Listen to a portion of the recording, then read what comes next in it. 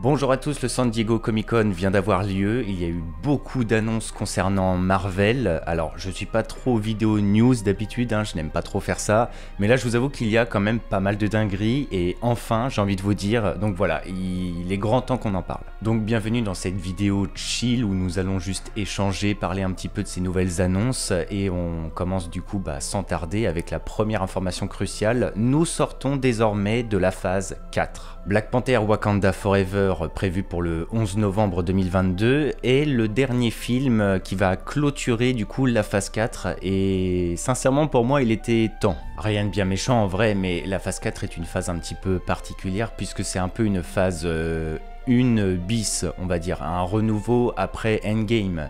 Il a fallu réintroduire plein de nouvelles têtes, plein de nouvelles thématiques, de nouveaux concepts, et voilà, c'est très sympa les origin story et tout, mais au bout d'un moment, on a besoin de concret, on a besoin d'une direction, et c'est désormais chose faite. La phase 4 a teasé énormément de choses, mais voilà, au bout d'un moment, il faut mettre en application tout ce qui a été teasé, et enfin, nous y arrivons à ce moment. Donc voilà, j'ai vraiment hâte. Et d'ailleurs, il ne faut pas non plus oublier que la période de Covid n'avait pas non plus aidé au bon développement de la phase 4. Voilà, bref. Du coup, logiquement, si c'est la fin de la phase 4, cela annonce aussi le début de la phase 5. Et justement, Marvel nous a tout dévoilé au Comic-Con, on va pouvoir en parler. La phase 5 va débuter avec Ant-Man et la Guêpe Quantumania, le troisième film dédié du personnage de Scott Lang. Et je peux vous assurer que ce n'est pas un hasard. Bien évidemment, nous savons que le film explorera encore plus en profondeur le champ quantique.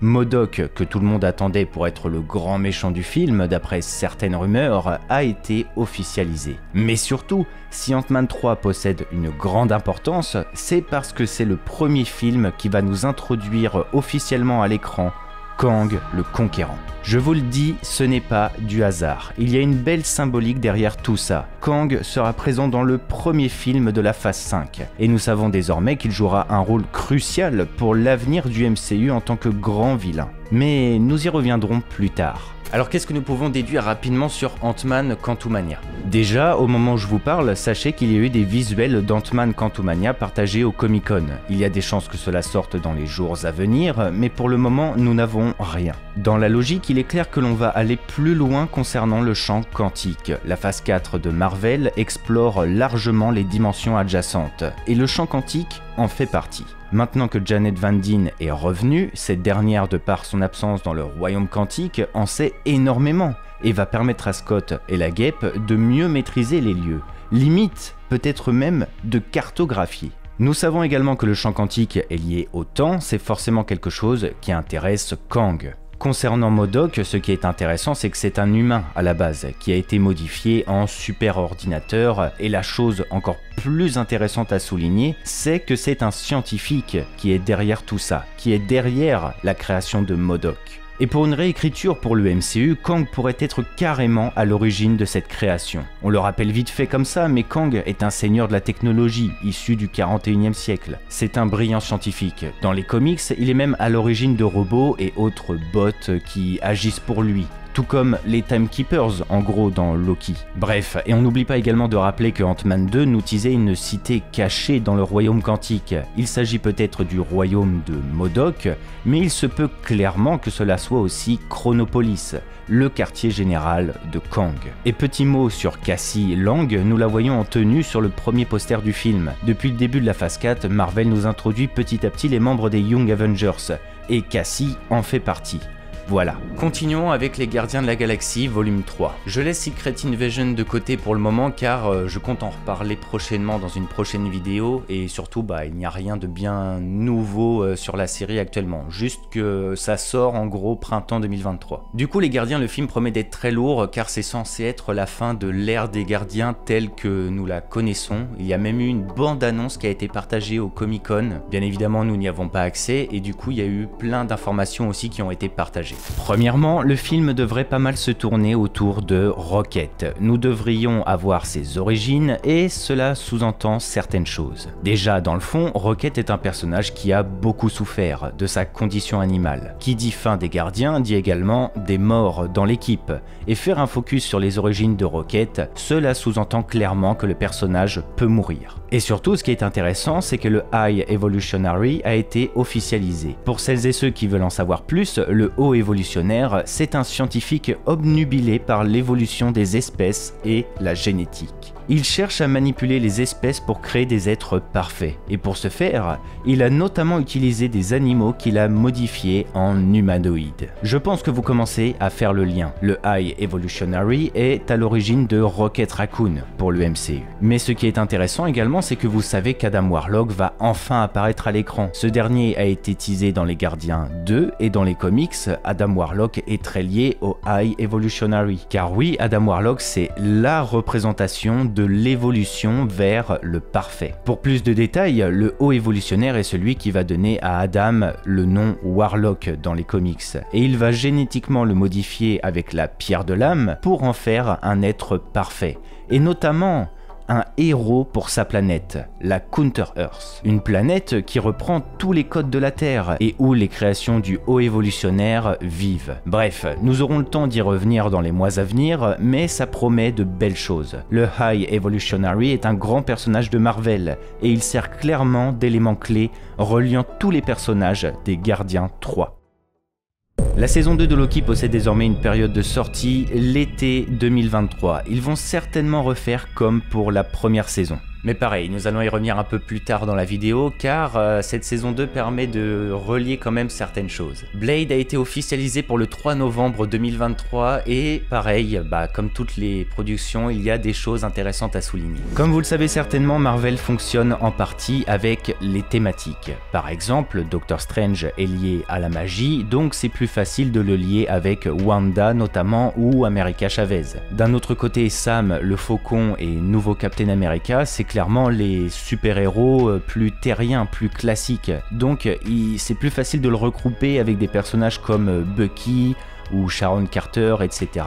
Bref. Blade, c'est intéressant car il nous a été teasé rapidement dans Eternals, quand il est venu à la rencontre de Dane Whitman, qui allait empoigner l'épée de ses ancêtres. Blade, c'est la venue des vampires et de tout ce qui est surnaturel et sombre, genre les loups-garous, etc. En gros, c'est une nouvelle thématique. Blade, c'est un héros sombre et violent. Black Knight, soit Dane Whitman, c'est pareil, et du coup Marvel va réunir tout ça pour nous proposer du contenu. Sans oublier également que Werewolf by Night arrive pour Halloween et qu'il est très lié à Blade dans cette thématique, vu que c'est un loup-garou. Et on n'oublie pas Moon Knight qui a beaucoup partagé avec ses héros aussi dans les comics. Blade permet de nous amener une continuité pour Moon Knight d'ailleurs, car si on relativise, les personnages du type Monica Rambeau ou encore Miss Marvel seront dans The Marvels. She-Hulk pourrait bien apparaître dans Captain America ou dans les productions liées à Daredevil, ce genre de choses quoi. Mais Moon Knight, à part Blade, c'est très dur de le voir ailleurs. Donc voilà. Les Midnight Suns vont commencer à se former gentiment par le biais de Blade. On continue avec la série Ironheart prévue pour l'automne 2023. Alors Ironheart, comme l'a dévoilé le trailer de Black Panther Wakanda Forever, cette dernière sera dans le film. Ironheart, c'est un peu une mini Tony Stark, dans le sens où elle est à fond dans la technologie et elle s'est confectionné sa propre armure. Je n'ai pas grand chose à dire sur elle actuellement, si ce n'est que c'est encore l'introduction d'une Young Avengers. La série dédiée à Agatha Harkness possède désormais un réel titre, Coven of Chaos, et possède également une période de sortie, l'hiver 2023. Alors c'est très intriguant car Agatha, je trouve que c'est un peu le projet outsider de Marvel, car Agatha, elle n'est reliée à personne à part Wanda, et Wanda, elle est absente là. De plus, ce qui me gratte la tête, c'est que forcément, s'il y a une série sur Agatha, on se dit que c'est le développement du passé de Marvel, avec les sorcières de Salem, possiblement Merlin, etc.,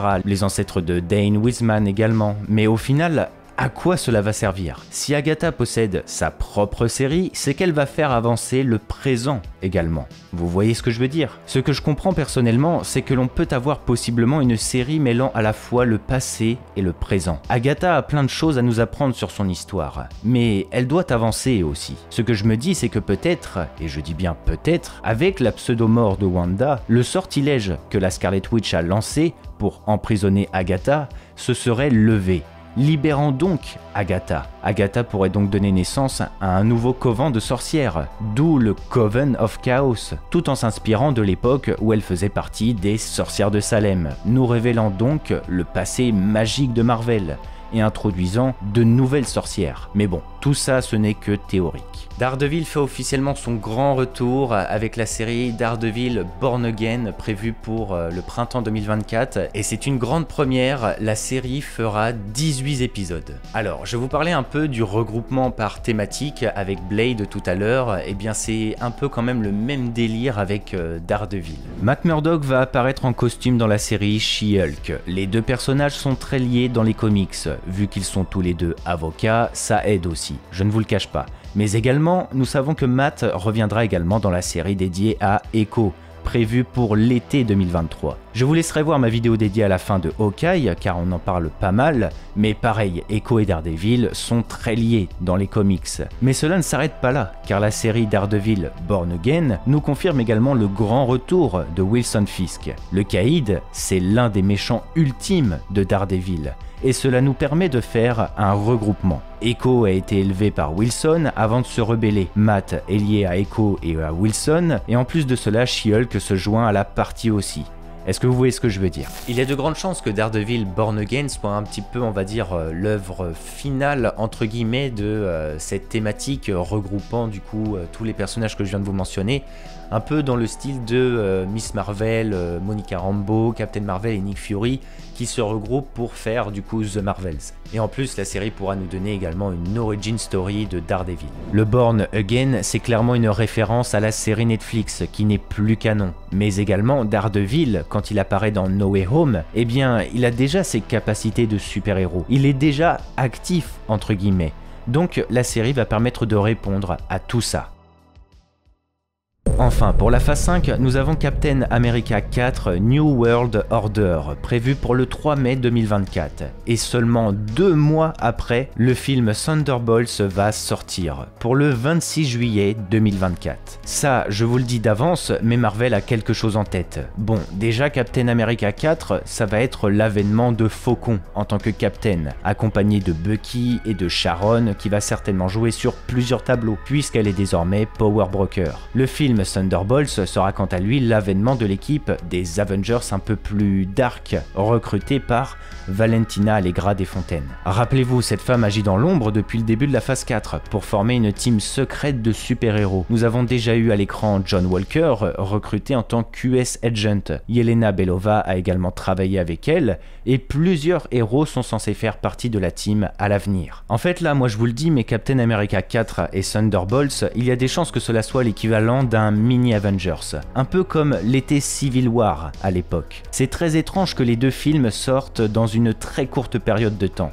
surtout quand on sait que les deux films vont traiter d'éléments qui sont reliés entre eux. Et il y a un parallèle très intéressant à faire, et pour ça il va falloir que nous parlions de la phase 6. Une ébauche de la phase 6 de Marvel nous a été dévoilée, et c'est clairement la plus grosse dinguerie parmi toutes les annonces. La phase 6 devrait s'ouvrir avec un film 4 fantastique, prévu pour le 8 novembre 2024. Et par la suite, 2 films Avengers ont été officialisés. Avengers The Kang Dynasty, pour le 2 mai 2025 et Avengers Secret Wars pour le 7 novembre 2025. Ah là là, par où commencer ? Marvel est en train de nous reproduire ce qu'ils ont fait à l'époque avec Infinity War et Endgame. Ces deux films Avengers étaient le grand final de la phase 3 de la saga Infinity, et il n'y avait qu'un an de différence concernant les sorties. Là, la dynastie de Kang et Secret Wars, c'est pareil, c'est le grand final des 3 nouvelles phases, la phase 4, 5 et 6 de la saga Multiverse, et les films ont seulement 7 mois de différence. Par rapport au film Avengers The Dynasty of Kang, nous comprenons très clairement que nous allons faire face à l'apogée de Kang en tant que grand vilain de la phase. Comme je vous disais, Kang sera présent dans Ant-Man, qui est le premier film de la phase 5.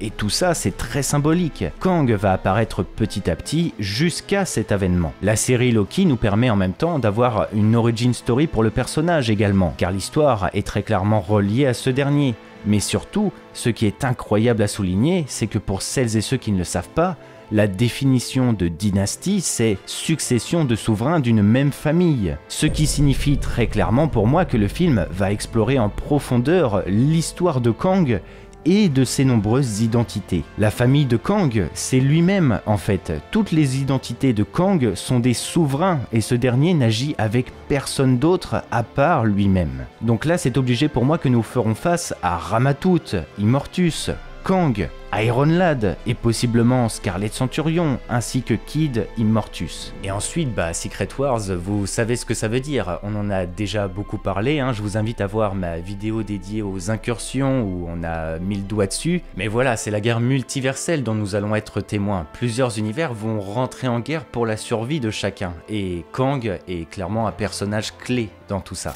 Je vous le rappelle comme ça, mais Secret Wars a été introduit dans Loki. Celui qui demeure a déjà vécu Secret Wars. C'est la guerre multiverselle qu'il a gagnée par le biais d'Alaios. Et j'aimerais vous ramener quelque chose dont je vous parlais déjà à l'époque du grand final de Loki. C'est que nous sommes dans une boucle. En fait, la fin de la saison 1 de Loki, c'est à la fois le début et la fin de tout. Le multivers se relance à la fin des temps, Sylvie tue celui qui demeure, et une nouvelle guerre multiverselle arrive. Nous allons vivre ce que celui qui demeure a vécu, jusqu'au moment précis où il fait face à Loki et Sylvie.